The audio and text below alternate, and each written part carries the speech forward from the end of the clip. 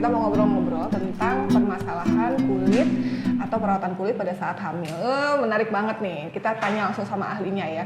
Selama ini kan soalnya kayak ibu-ibu hamil itu sering datang ke praktek, terus nggak mau pakai skincare sama sekali, kulitnya nggak mau dirawat sama sekali, karena kan mungkin takut ya janinnya kenapa-kenapa. Nah, penasaran nggak kira-kira sebenarnya bener nggak sih, apa itu cuma mitos? Oke, sekarang hari ini hadir di Kiza Dokter Kusuma Andini SPOG.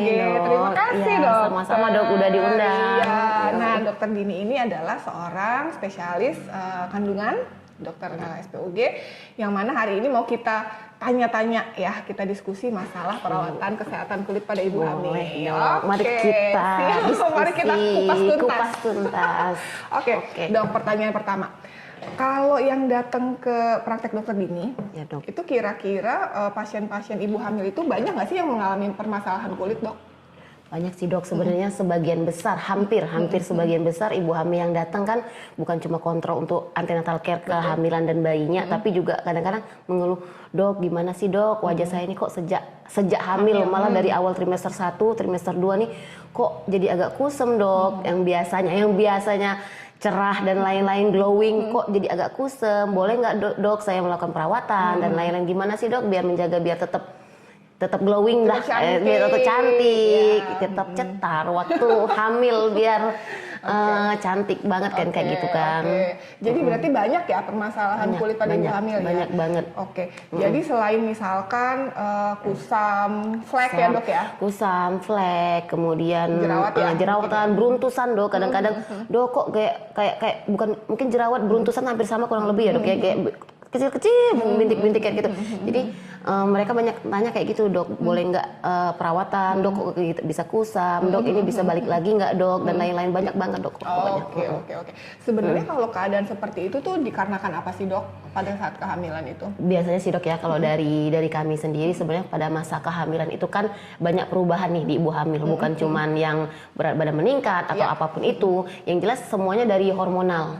Hormonal dari teorinya sendiri, kalau dalam kehamilan itu kan meningkatkan produksi dari pengaruh hormon ya dok ya, meningkatkan produksi minyak sekitar 40% itu pasti meningkat minyak.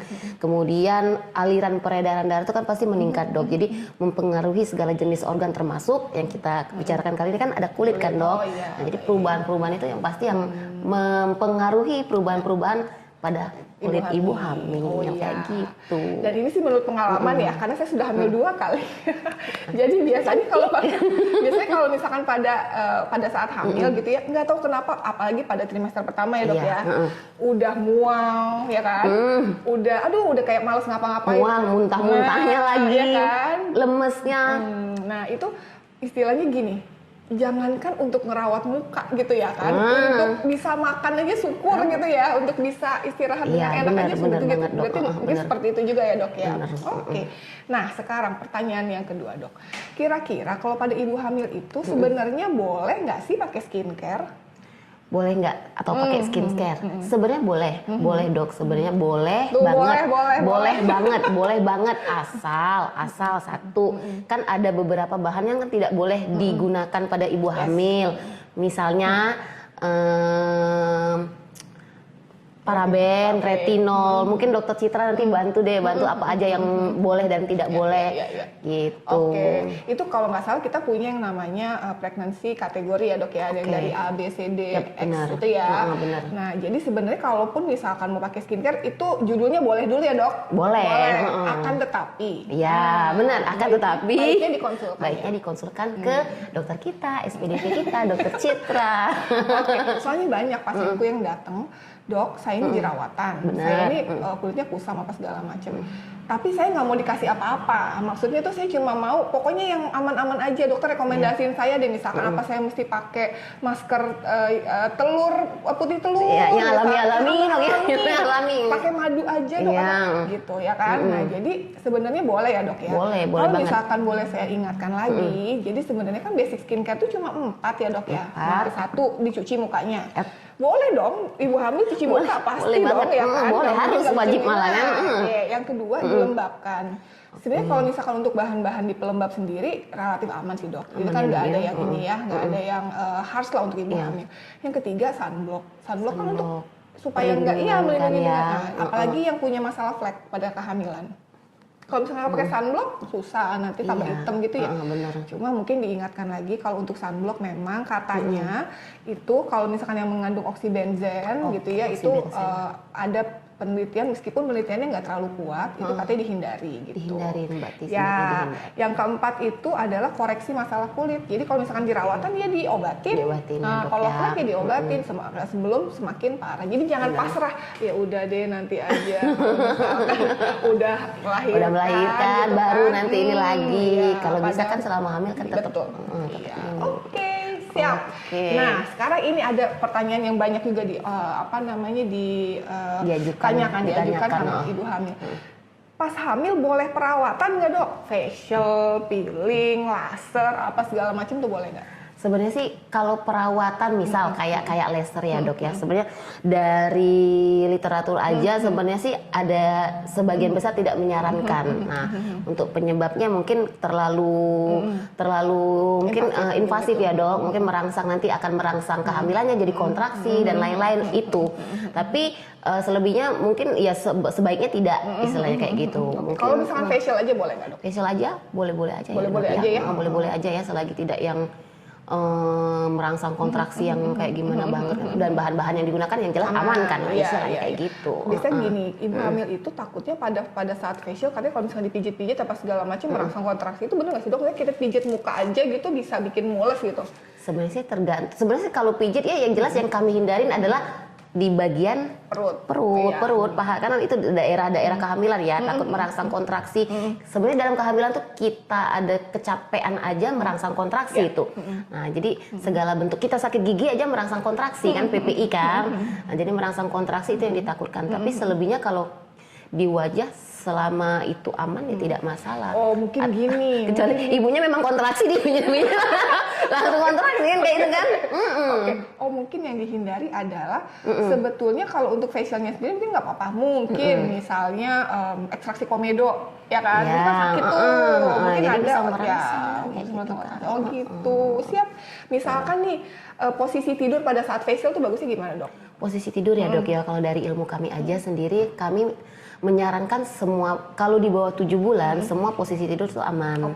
Mau ke kiri, ke kanan. Memang kita pernah dengar nih pasien, dok harus ke kiri terus ya dok ya tidur. Enggak juga. Sebenarnya memang pada dasarnya ke kiri lebih bagus. Tapi kalau kita ke kiri terus kan capek dok.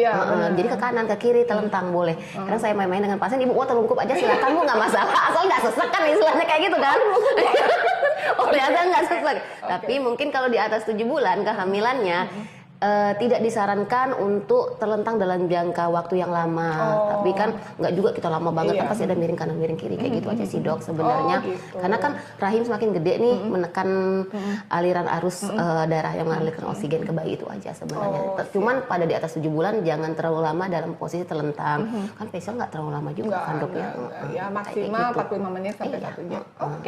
Jadi boleh facial tetapi mungkin cara tidurnya gitu ya, terus harus dilihat juga ibunya itu udah berapa bulan hamilnya gitu ya, sama jangan melakukan hal-hal yang kira-kira beresiko untuk membuat kontraksi ya, misalkan kayak jangan dipencet komedonya gitu kali ya, sama sakit.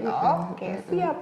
Nah terakhir nih dokter, kira-kira nih kalau menurut dokter Dini, kita apa yang bisa kita sampaikan nih ke ibu-ibu hamil supaya hamil dalam kondisi yang tetap terawat kulitnya? Ada pesan nggak dokter ini? Kita istilahnya tuh merangkum lah bahasanya ya untuk kehamilan, dalam perawatan dalam kehamilan itu boleh dok, boleh banget, asal satu menghindari bahan-bahan yang bahaya untuk kehamilan. Yang kedua ada bagusnya sangat disarankan untuk konsul dulu dengan dokter kita, dokter SPDV kita. Kemudian selebihnya untuk tindakan-tindakan yang invasif seperti laser atau misal tadi yang kayak komedo yang menimbulkan rasa sakit yang akan merangsang nyeri atau kontraksi, sebaiknya dihindari. Itu aja. Dan bukan sangat dianjurkan ya, sangat diperbolehkan untuk ibu hamil merawat kecantikannya. Begitu, sangat, asal sesuai dengan bahan-bahan yang aman untuk ibu hamil, itu aja sih. Tetap cantik. Oke, jadi ini informasi yang sangat bermanfaat sekali ya. Jadi jangan ragu lagi untuk ibu-ibu hamil kalau misalkan memang mau pakai skincare, mukanya mau dibersihkan pakai pelembab, sunblock dan lain-lain, jangan khawatir. Tapi memang harus dengan bahan-bahan yang aman. Dan siapa sih yang tahu bahan yang aman? Ya boleh kita konsultasi dulu gitu ya. Nah kalau misalkan ada masalah kulit jangan dinanti-nantiin ya dok ya. Nanti aja misalkan habis lahiran apa segala macam. Karena gini, kalau untuk dirawat sendiri, misalkan dia baru muncul 1-2 gitu ya, terus belum terlalu besar apa segala macam. Nanti kalau misalkan kita obatinnya lebih cepat, bekasnya juga resikonya akan akan rendah gitu ya. Kalau misalkan kita diam-diamin terus, ya nanti akan tambah parah, bekasnya susah untuk dihilangkan gitu ya dok ya. Benar. Oke, menarik sekali. Nah, untuk ibu-ibu hamil yang memang mau merawat kulitnya jangan ragu untuk datang ya. Kita ngobrol-ngobrol dulu aja, konsultasi ya. Oke, terima kasih Kizi. Hari ini kita sudah mendengar pemaparan dari Dr. SPOG. Nanti lain kali kita ngobrol bersama pakar-pakar yang lain. Oke, healthy skin for all people. Bye-bye. It's the joy of the first steps of a child.